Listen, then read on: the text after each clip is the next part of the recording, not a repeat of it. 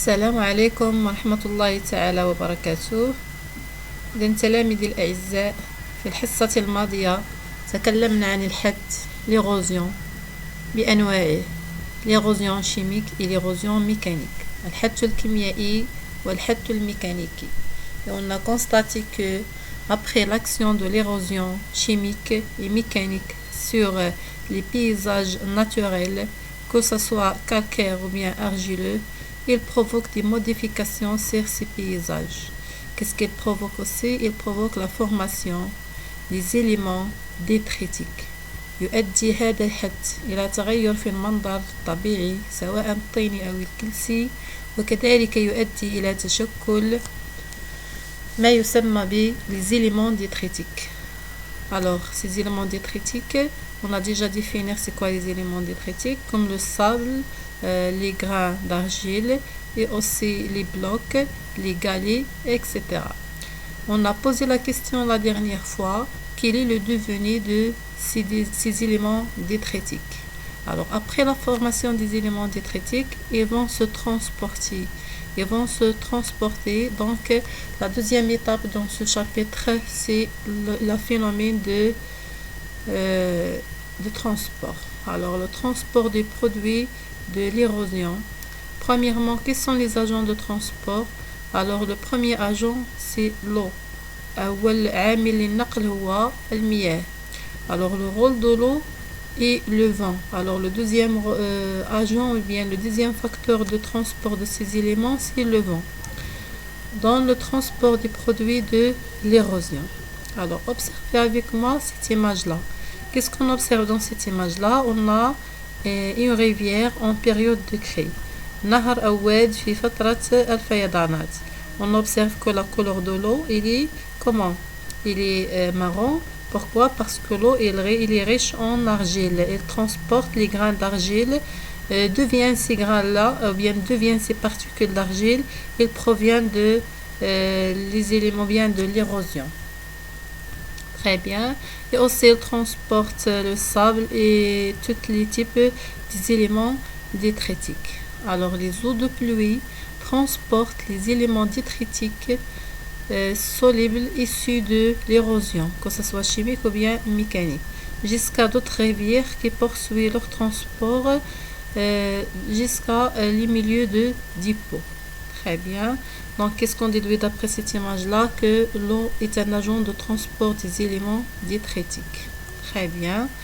On passe à l'autre partie. Qu'est-ce qu'on observe dans cette image-là? On observe une tempête dans une région désertique.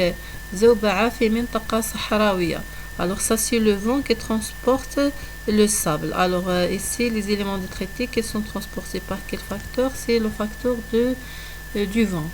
Alors, dans les régions désertiques, le transport des produits de l'érosion est assuré essentiellement par le vent. C'est le transport aérien, al-naqlu al-sahrawi. Très bien. Alors, pour vérifier ou bien pour faire une expérience qui montre que l'eau il transporte les éléments détritiques, donc à l'intérieur de la classe, on a besoin de faire des expériences. Alors, on a besoin d'une maquette. Ça, cette planche-là, elle s'appelle la maquette. On a besoin des éléments détritiques de différentes tailles, l'argile, le sable et les galets, par exemple. Et qu'est-ce qu'on va faire? On va déposer tous ces échantillons des éléments détritiques en haut, associés en haut de la maquette. Et on va incliner la maquette. سوف نقوم l'inclinaison et après on va arroser ou bien on va ajouter l'eau en haut. Qu'est-ce qu'on va observer? On va observer que les éléments détritiques vont transporter par l'eau, ou bien l'eau il va transporter ces éléments détritiques. Alors, mais qu'est-ce qu'on peut observer aussi? Que les éléments de petite taille qui vont transporter les premiers et qui vont transporter plus loin, alors que les éléments de moyenne taille vont transporter en deuxième étape et ils vont transporter seulement à des distances moyennes, alors que les éléments de grande taille ils restent à sa place ou bien ils vont transporter à des distances faibles. Alors, pourquoi les éléments de petite taille ils vont transporter très loin? Parce qu'ils sont très fins et ils sont de petite taille. Alors, le transport, dans ce cas-là, il dépend de quoi? Il dépend de la taille des éléments détritiques. النقل له علاقة بحجم العناصر الحوتاتية. Alors, si on va ajouter, comparez avec moi cette fois-ci, si on va ajouter l'eau avec une grande quantité, qu'est-ce qu'on va observer? Que ces éléments-là, ils vont transporter tout de suite. Alors, si on va ajouter l'eau, mais en petite quantité, les éléments vont transporter, mais faiblement. Alors, qu'est-ce qu'on a changé dans cette expérience? On a changé le courant d'eau. Le courant d'eau, التيار المائي. Si le courant il est très important, les éléments vont transporter tout de suite et à des distances importantes. Si le courant il est faible, alors les éléments vont être transportés seulement à des distances faibles. Alors qu'est-ce qu'on déduit? On déduit aussi que le transport il ne dépend pas seulement de la taille des éléments détritiques, mais il dépend aussi de la vitesse du courant d'eau ou bien la force du courant d'eau. قوة التيار المائي أو سرعة التيار المائي. Très bien. Alors, pour comprendre le rôle de l'eau dans le transport des éléments détritiques, les élèves peuvent modéliser l'action de l'eau grâce à des maquettes à l'intérieur de la classe. Les résultats varient en fonction de la pente, الانحدار, très bien, oui, et aussi de la force de l'eau, le courant d'eau, et de la taille des éléments détritiques. Très bien. Alors, vous avez compris, les éléments détritiques vont transporter par l'eau, mais ce transport-là, il dépend de la vitesse d'eau et aussi de la taille des éléments détritiques. Alors, on passe à un autre paragraphe. Comment les éléments se transportent dans l'eau ou bien dans les milieux désertiques. Alors, prenez avec moi ces éléments-là de grande taille, les blocs de grande taille. Ils vont transporter comment? Par charriage. Charriage, l'eau. Ils transportent les éléments de grande taille par l'enroulement ou bien qui s'appelle le charriage. العناصر كبيرة القد كيف تنقل في الماء تتدحرج في قعر النهر. Très bien. Les éléments de moyenne taille, ils sont transportés par saltation. Saltation. Alors que les éléments de très petite taille comme l'argile et comme les grains de sable, ils sont transportés par suspension. عالقة في الماء. Aussi, le sable va être transporté par suspension dans les milieux sahariens. عالقا في الهواء. Très bien. Alors, quatrièmement, ça veut dire ça c'est le sens du courant, soit du courant d'eau ou bien le courant du vent. Très bien. Alors, je répète.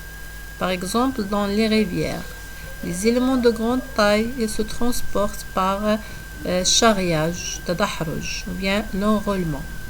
Les éléments de moyenne taille ils vont se transporter par saltation. Alors les éléments de petite taille comme l'argile et le sable ils vont transporter par suspension. On n'a pas parlé d'un autre élément, c'est l'acide formé après l'action de l'érosion chimique sur les paysages calcaires. Alors comment se transporte l'acide? Provient ou bien la solution acide calcaire provient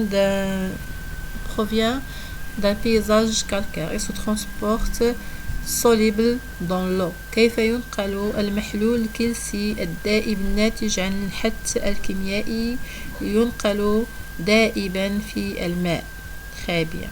Alors le titre, le mode de transport des éléments détritiques par un courant d'eau ou bien par le vent. Premièrement, soit par l'enroulement ou bien charriage, saltation, suspension ou bien, ça suffit donc par suspension. Le transport des différents éléments dépend de la taille des particules et de la force du courant. Ça c'est une conclusion. Plus la vitesse du coulement d'eau où la pente est très importante, plus les éléments seront transportés très loin. Les éléments les plus petits sont transportés plus loin que les éléments de grande taille. Très bien.